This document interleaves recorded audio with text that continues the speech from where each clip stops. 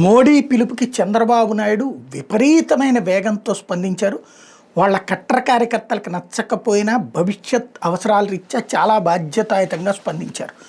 24 వాహనాలు ప్లస్ ఒక 3 పైలట్లతో కలిపి 27 వాహనాలు ఉండేటటువంటి నరేంద్ర మోడీ 4 వాహనాలతో వెళ్తున్నటువంటి వేళ 15కు పైగా వాహనాలు ఉండేటటువంటి చంద్రబాబు గారు 4 వాహనాలతో బయలుదేరారు.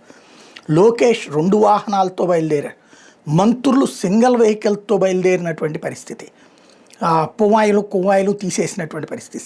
వేగంగా మార్పులు, పొదుపు చర్యల మీద క్యాబినెట్లోనే సుదీర్ఘంగా చర్చించారు. వారానికి ఒకరోజు వెహికల్ ఏమీ లేకుండా ఆటోలోనో బస్సులోనో, అంటే ఆటో కూడా వెహికల్ ఏమండి, బస్సులోనో లేకపోతే ఇంకో ట్రావెల్లో పూలింగ్ లాగానో రావాలని నిర్ణయించారు. వెహికల్ కాకుండా ప్రత్యామ్నాయ రవాణా మీద దృష్టి పెట్టాలని నిర్ణయించారు. శుభ్రంగా దాని పేరేంటి, కాశీ లాంటి చోట్ల చూస్తే కనబడతాయి బ్యాటరీ వెహికల్స్, అట్లాంటివి పెడితే బాగానే ఉంటుంది. మంత్రులు పబ్లిక్ ట్రాన్స్పోర్ట్ కానీ ఈవీ వెహికల్స్, సైకిల్ వినియోగించాలని నిర్ణయించారు. మేబీ కొంతమంది ఆ పని చేస్తారు రేపటి నుంచి.